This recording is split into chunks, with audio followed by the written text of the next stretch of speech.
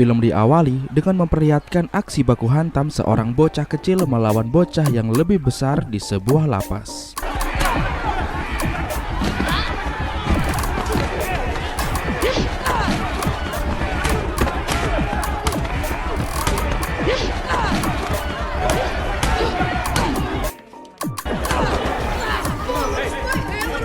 Setelah puas berbaku hantam, bocah yang bernama Adonis Creed ini yang merupakan anak yatim piatu sekaligus tokoh utama dalam film ini dihampiri oleh seorang wanita yang bernama Mary Annie.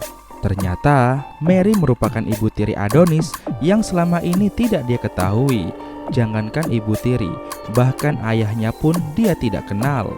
Di sini terungkap fakta bahwa Adonis adalah anak dari Apollo Creed yang merupakan petinju legendaris yang sudah wafat. He passed before you were born, but you had a father. I don't have no father. What did you say? What was his name? It was my husband. Dan singkat cerita, Mary pun akhirnya mengasuh Adonis. And you think you want to do that? Adonis, I would like it very much if you would come and stay. Beberapa belas tahun kemudian, Adonis pun kini sudah tumbuh dewasa dan bekerja di sebuah perusahaan PT Mencari Cinta Sejati. Namun Adonis mengundurkan dirinya karena dia merasa ini bukan passionnya. This career just ain't for me. What are you gonna do? You're joking, right? You get a promotion and you're quitting? Pada suatu siang, Adonis pergi ke sebuah gym tinju milik keluarga ayahnya untuk berlatih menjadi petinju. Namun pamannya melarangnya karena tak mau nasib Adonis sama seperti ayahnya. You know I ain't training. Ain't nobody training you. I'm gonna make sure about that. Your daddy died in the ring. This ain't no joke. Namun Adonis tetap kekeh dan mengajak petinju di sana untuk sparring. Dan salah satu petinju yang bernama Kevin Greer menerima tantangan itu. What up for? Namun sungguh sangat mengejutkan karena Adonis berhasil mengalahkannya hanya dengan satu ronde saja. Oh my gosh. Semakin merasa percaya diri, Adonis menantang lagi petinju di sana. You miss a meal? Nah. Hingga muncul seorang petinju terhebat di gym itu. Dia bernama Danny Wheeler yang sudah melakoni 18 pertandingan tanpa kalah satu kali pun. I need no warm up. Get my stuff. Singkat cerita, mereka pun bertarung di sini. I see you got your head wrong. Good job.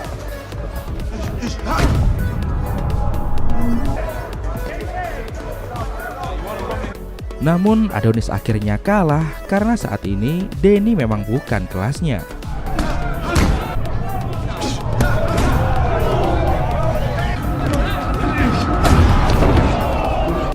Dan sesampainya di rumah, Adonis yang mukanya bonyok pun akhirnya diomelin sama emaknya. Karena ternyata emaknya juga melarang Adonis untuk terjun ke dunia tinju. I would knock you out myself. Listen, you would have been in somebody's ring. You have to call me. Meskipun begitu, Adonis tetap teguh dengan pendiriannya untuk menjadi seorang petinju dan pergi ke sebuah kota yang bernama Philadelphia. Di sana dia pergi ke Adrian Restaurant untuk menjumpai Rocky, seorang petinju legend yang pernah mengalahkan ayahnya. How you doing? Adonis meminta Rocky untuk melatihnya, namun Rocky masih ragu untuk melatih Adonis. Talk to you about training. Di suatu malam, sebelum tidur, Adonis melihat info bahwa akan ada pertandingan antara Danny melawan Ricky Colon, seorang petinju yang tak terkalahkan. To American stardom. The future is filled with uncertainty.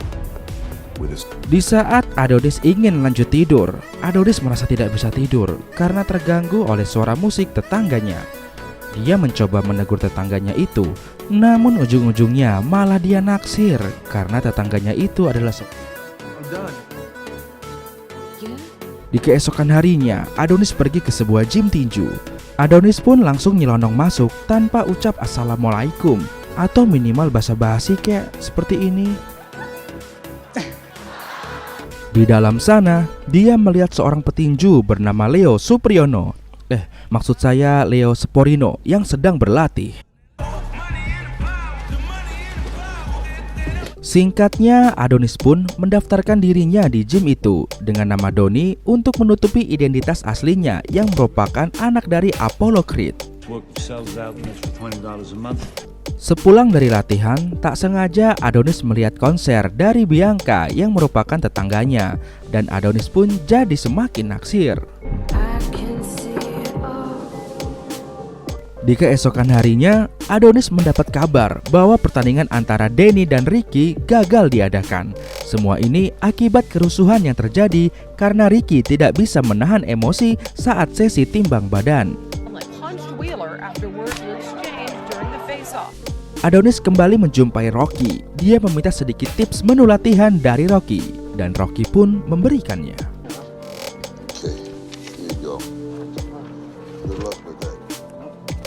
Di malam hari, Adonis yang kesepian karena jauh dari emaknya, akhirnya dia mengajak Bianca untuk makan malam, dan tak sengaja makan malam pun berubah menjadi kencan.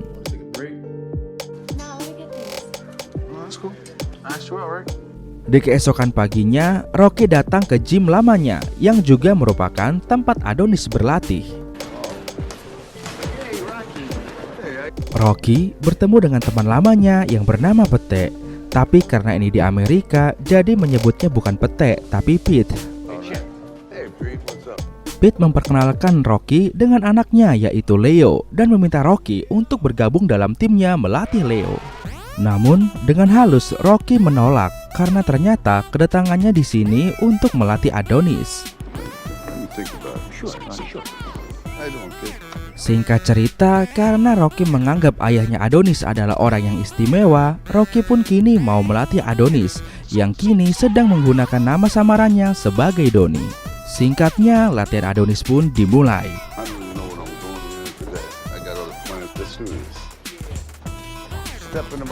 Mulai dari lari pagi, menangkap ayam dalam 30 detik, dan lain-lain.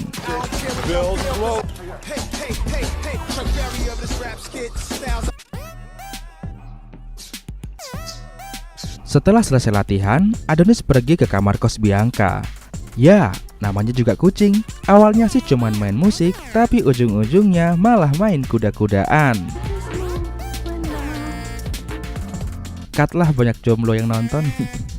Di keesokan harinya, Adonis dan Rocky yang sedang latihan dihampiri oleh Pete. Dan singkatnya, Pete ingin mengajak Adonis untuk disparingkan di laga resmi. Namun dengan syarat, Adonis harus menurunkan berat badannya 5 kg agar bisa sesuai dengan peraturan berat badan tinju resmi. Namun di sini Rocky menolak karena masih terlalu cepat untuk Adonis yang baru beberapa hari menjalani latihan dan tentu saja belum siap.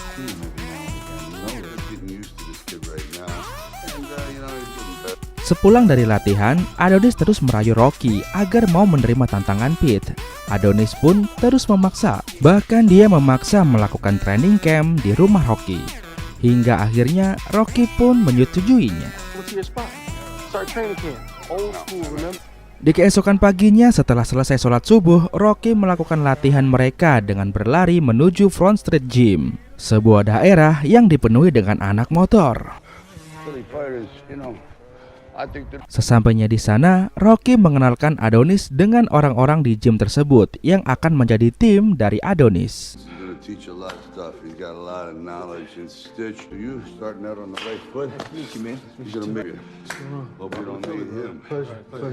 Dan latihan Adonis di Front Street Gym pun dimulai.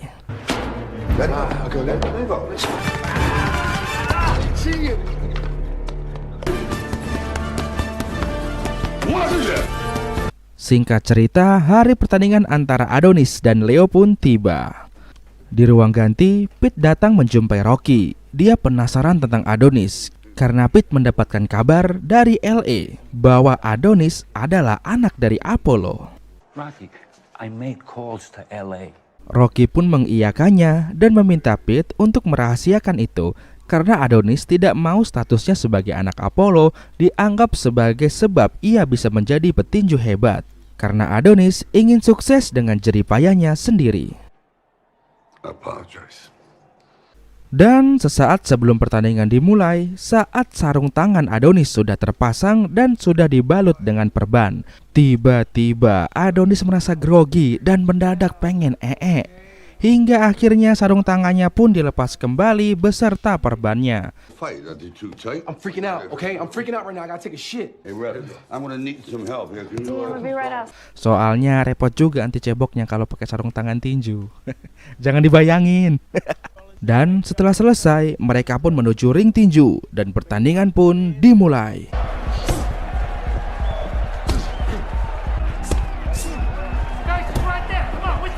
Di ronde pertama, Adonis tampak kesulitan menghadapi Leo.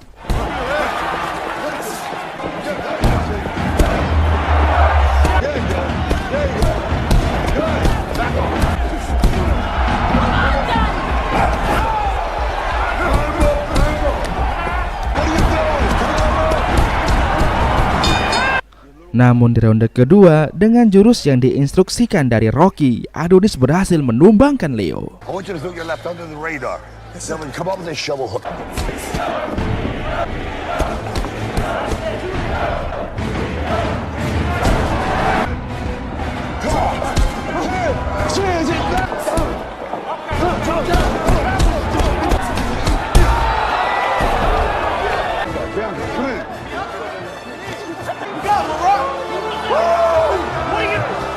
Di keesokan harinya, kabar Adoni yang berhasil memenangkan pertandingan itu pun tersebar. Namun ternyata ada juga kabar yang membocorkan identitas Adoni sebagai anak Apollo Creed yang menghebohkan jagat pertinjuan Amerika. Let's go back for a second. A little history on Apollo Creed. Di sisi lain, manajer dari Ricky Colon yang bernama Tommy Holiday yang mendengar kabar itu pun segera memanfaatkan hal itu untuk menantang Adoni. Tommy pun datang menjumpai Rocky dan Adoni membahas tentang tawaran pertarungan antara Adoni dan Ricky. Now, nobody needs to know these fights were in some hole in the wall. You've been down in Mexico doing pro fights, eh? I've got you as 15. Hal ini dikarenakan pertandingan ini akan menjadi pertandingan terakhir Ricky sebelum pensiun, dan melawan seorang anak petinju legend akan menjadi suatu kebanggaan tersendiri bagi Ricky dan tim. Rocky tak langsung menerimanya dan Tommy memberi waktu 1 hari lagi untuk Rocky bisa mempertimbangkannya. Why don't you both take a day, talk about it? Hari pun berganti, Donnie mendatangi Rocky dan memintanya untuk menyetujui tantangan Ricky itu. Namun Rocky menolaknya karena menganggap Donnie belum siap. Karena Rocky tahu bahwa Ricky adalah petinju profesional yang sudah sangat matang dan kaya akan pengalaman. Namun Adoni tetap bersikeras ingin bertarung, hingga Rocky pun tak bisa menghentikannya. Scene pun berganti. Latihan keras pun dimulai, namun di tengah latihan tiba-tiba Rocky muntah.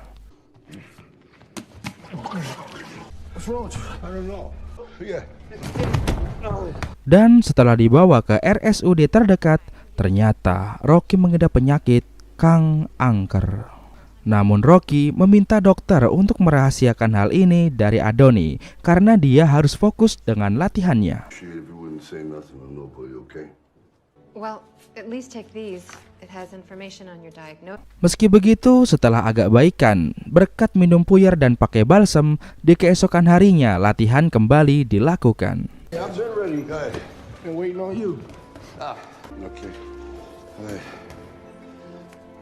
Namun setelah selesai latihan, Adoni menemukan fakta tentang penyakit yang diderita Rocky. Rocky pun meyakinkan Adoni bahwa tidak ada apa-apa dan semuanya akan baik-baik saja. Namun ada kata-kata Rocky yang menyakiti hati Adoni yang menganggap Adoni bukanlah keluarganya, jadi harus fokus latihan saja. Adoni yang sudah sayang pada Rocky dan menganggapnya sebagai ayah, akhirnya sakit hati, marah, merajuk dan pergi. Adoni pun pergi menjumpai Bianca di acara konsernya. Namun bukannya memberi semangat, Adoni yang saat itu masih panas malah membuat kerusuhan dengan menghajar fans Bianca yang menyinggungnya. Alhasil, Adoni pun harus masuk ke hotelnya Bronson dan ditahan selama 1 hari 1 malam. Buat kalian yang gak kenal siapa itu Bronsons, bisa tonton alur cerita film Bronsons di Sensasi Trends. Kalau nggak lupa, nanti linknya gue cantumin di deskripsi. Rocky pun datang menjenguknya dan meminta maaf atas perkataannya kemarin, yang sesungguhnya itu dia ucapkan agar Adonis mau fokus latihan, karena lawan yang akan dihadapinya adalah petarung besar. Singkat cerita, mereka pun sudah saling maaf-maafan, minal aijin wal faizin, mohon maaf lahir batin, hingga latihan pun kembali dimulai.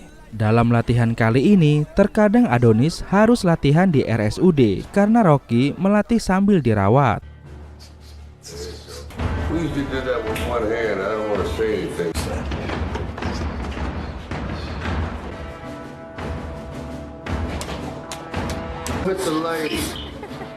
He'll probably drop it. Oh. Look at him.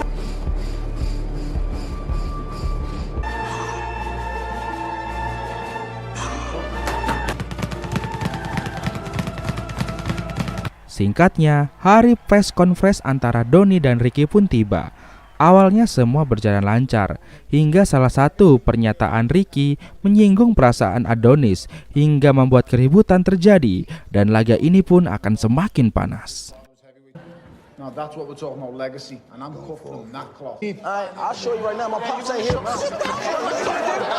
Scene pun berganti ke kamar hotel. Rocky mengerti bahwa Adonis sedang sangat gugup dan emosinya menjadi labil. Menyadari hal itu, Rocky membawakan Bianca untuk Adonis untuk membuatnya rileks dengan terapi kuda-kudaan. Ya, sungguh guru yang sangat pengertian. Setelah selesai melakukannya, mereka pun segera pergi ke gedung pertandingan, yang mana di sini Adonis mendapat sebuah kiriman hadiah dari ibu tirinya, yang ternyata isinya berupa celana boxing baru. Very nice color.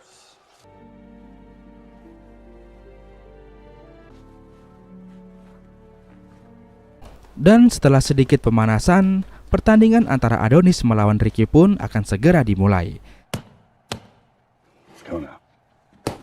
Di sini Adonis mendapat tekanan yang tinggi karena notabene penonton lebih berpihak pada Ricky.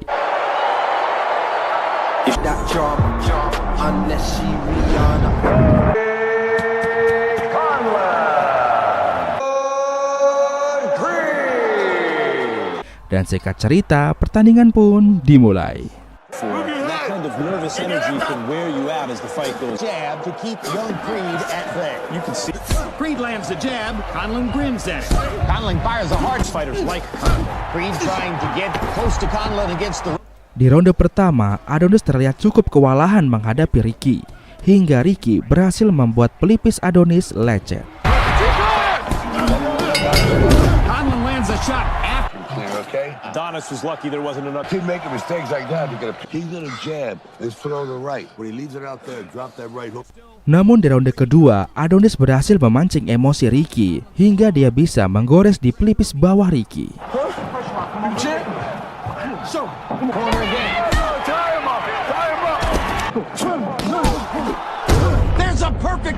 Saling balas-membalas hantaman pun terjadi di sini.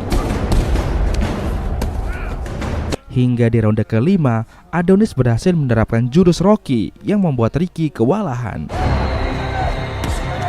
This has the toe-to-toe, rapidly becoming a phone booth fight. One step, one punch, one. Baku hantam kembali berlanjut antara mereka.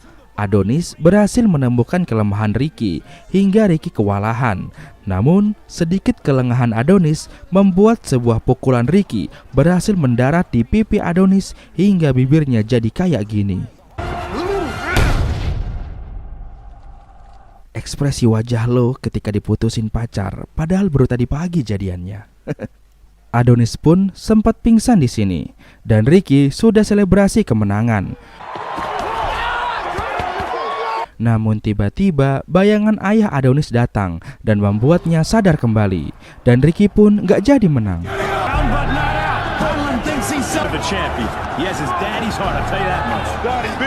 Pertandingan pun dilanjutkan kembali. Namun tak lama kemudian bel dibunyikan dan Adonis kembali mendapat perawatan. eye looks like it's almost shut. Di sini mata Adonis yang sudah berubah menjadi mata jengkol membuat wasit harus memanggil medis. Di sini medis mengecek penglihatan Adonis dan mengetesnya dengan memberi pertanyaan jumlah jari dokter. Saat itu kondisi Adonis yang sudah tidak bisa melihat dengan sebelah mata bisa membuat pertandingan ini dihentikan. Namun dengan kecerdasan Rocky yang menepuk leher belakang Adonis sesuai dengan pertanyaan jumlah jari dokter sehingga Adonis bisa menjawab pertanyaan itu dan pertandingan bisa dilanjutkan kembali. And again. 2. 8 fingers. How many of them is 4? Hingga sampai ronde ke-12, Adonis yang sudah tahu kelemahan Ricky tersebut menyerang sekuat tenaga. Hingga sebuah pukulan dahsyat berhasil dia lancarkan dan membuat Ricky terjatuh dan terbungkam.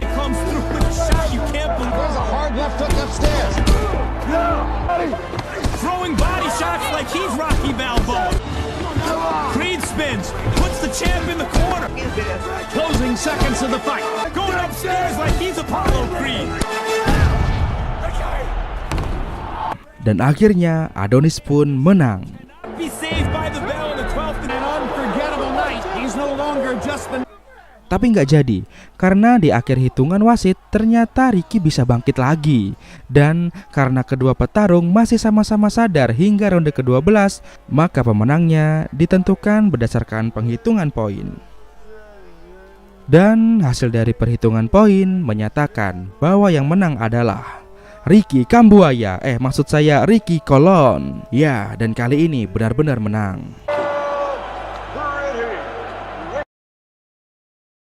Namun di sini Ricky sangat mengapresiasi dan mengakui kehebatan Adonis. Dan di akhir sesi, ketika presenter menanyakan pada Adonis, "Adonis, aku tahu kau tak pernah bertemu dengan ayahmu. Namun, jika ayahmu masih hidup, apa yang akan kau katakan padanya?" Dan inilah jawaban Adonis. I just tell him that I love him. I'm proud to be a Creed. I know he ain't leave me on purpose.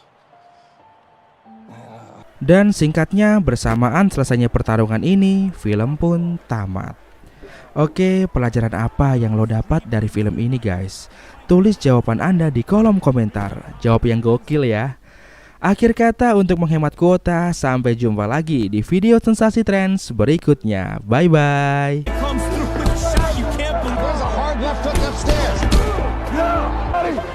Throwing body shots like he's Rocky Balboa. Creed spins, puts the champ in the corner.